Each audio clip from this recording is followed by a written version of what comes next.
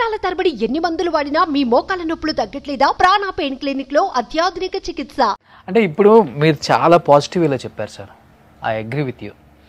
దీన్ని నెగిటివ్గా తీసుకునే వాళ్ళు చాలా మంది మిమ్మల్ని ట్రోల్ చేసిన వాళ్ళు కూడా ఉన్నారు. ఒకనొక టైంలో క్రిస్టియానిటీ అనే దానిలోకి వచ్చి ఫండ్స్ని కలెక్ట్ చేశారనో, లేకపోతే రాజశేఖర రెడ్డి గారి హయాంలో కొన్ని నిధులు ఈయన ట్రస్ట్కి వచ్చినాయి అని, రాజశేఖర రెడ్డి గారి దగ్గర నుంచి కొన్ని కోట్లు వచ్చాయని చెప్పేసి. ట్రస్టే లేదు, నాకున్నది ఒకటే ట్రస్ట్, రాజా హోప్ ఫౌండేషన్.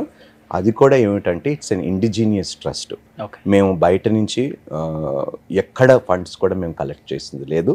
నా సొంత డబ్బులతోనే అన్ని హాస్పిటల్స్లో నా ఓన్ మనీతోనే నేను అందరికీ ఫ్రీగా ట్రీట్మెంట్స్ చేయించాను. ఓకే, దాదాపు 24 క్యాన్సర్ పేషెంట్స్కి ట్రీట్మెంట్స్ ఇచ్చాను. థాలసీమియా పేషెంట్స్కి నేను సపోర్ట్ చేశాను. హార్ట్ పేషెంట్స్కి ఫ్రీగా సర్జరీస్ చేయించాను.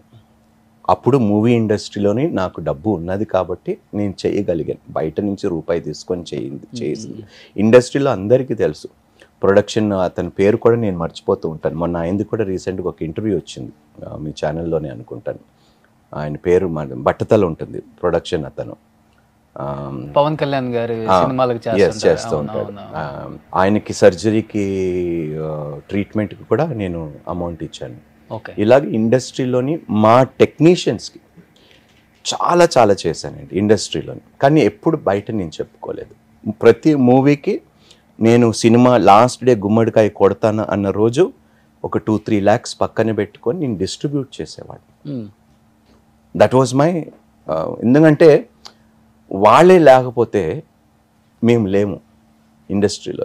టెక్నీషియన్స్ లేకపోతే హూ ఈజ్ ఎ హీరో? మేము ఒక షాట్ ఇచ్చేసి వెళ్ళిపోతామండి, కానీ నెక్స్ట్ సీన్కి మమ్మల్ని రెడీ చేయాలంటే ఎంత కృషి ఉంటుంది. అందుకని అంటున్నాండి, sometimes I feel their work is going unrecognised. అందుకని అప్పుడప్పుడు ధర్నాలు చేస్తుంటారు వాళ్ళు కూడా. మరి చేయాలి, వద్దన్నా కాదండి, దే డిజర్వ్ ఇట్ అండి, దే డిజర్వ్ ఇట్. డిస్పారిటీ చాలా ఉంది రోషన్. అంటే మీలాగా ఆలోచించే వాళ్ళు లేరు కదా ఇండస్ట్రీలో ఇప్పుడు. ఉన్నారండి, ఉన్నా కూడా ఏమిటంటే కావు, అవి కొన్ని కావు.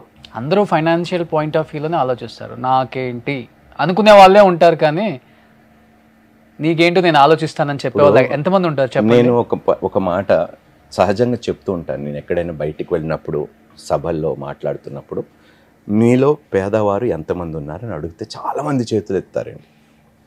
ఆ పేదవారిలో ఎంతమంది 3 పూట్ల అన్నం తింటున్నారని అడుగుతా, అది కూడా ఎత్తేస్తారు. అందరు చేతులు ఎత్తారు. ఇంకా మీరు పేదవాళ్ళు ఏంటయ్యా? 3 పూట్ల అన్నం తిని కడుపు నిండగా తిన్నవాడు వాడంత ధనవంతుడు ఆ రోజుకి ఎవడు లేడయ్యా. రేపు బతుకుంటాము, 3 పూటలు తినటానికి లేదు, ఈరోజు తిన్నాము, ఇంకేం కావాలి నీకు? కానీ మనుషుడు ఎప్పుడు రేపటి గురించి అంతే. అదే ప్రాబ్లం. ఇంకా ప్రాబ్లం పోదు సార్, పోతుంది. నాకు పోయింది, నాకు పోయింది. ఇప్పుడు మీకు పోయింది కాబట్టి మీరు గొప్పలు అయ్యారు. గొప్పలని కాదు, చెప్తూ ఉంటాను. మన మైండ్ సెట్, ఆలోచన మార్చుకోవాలి. భగవంతుడు చక్కగా ఈరోజు అన్ని సుఖాలు ఇచ్చాడు, అన్నీ పనిచేస్తున్నాయి, అవయవాలు పనిచేస్తున్నాయి, పని చేసుకునే అవకాశము, సమయము, ఆలోచించుకోవటానికి అన్నీ ఇచ్చాడు. 3 పూట్ల తిండి పెట్టాడు. ఇంకా నా అంత రిచెస్ట్ ఫెలో ఎవరున్నారు ఈ లోకంలో? రేపు ఈ సుఖాలన్నీ అనుభవించడానికి నేను, నా ఆరోగ్యము నాకు సపోర్ట్ చేస్తుందంటే గ్యారంటీ లేదు. రేపు నేను ఇదే ఇంట్లో ఉంటానో హాస్పిటల్లో ఉంటానో నాకు తెలియదు. ఈ 3 పూటలు కూడా నేను రేపు హాస్పిటల్కి వెళ్ళిన తర్వాత కూడా తినలేను. So I'm the richest man today. కానీ ఎంతసేపు ఏంటంటే కోట్లు ఉంటేనే రిచెస్ట్ ఫెలో అంటారు. ఇప్పుడు కోట్లు ఉన్న వాళ్ళు హాస్పిటల్లో ఉంటే ఇంకా కోట్లు ఎందుకు వాడికి? పక్కనతో కంపారిజన్ ఆపేస్తే. సుమన్ టీవీలో మీ పర్సనల్ అండ్ బిజినెస్ ప్రమోషన్స్ కోసం కింది నెంబర్కి కాంటాక్ట్ చేయండి.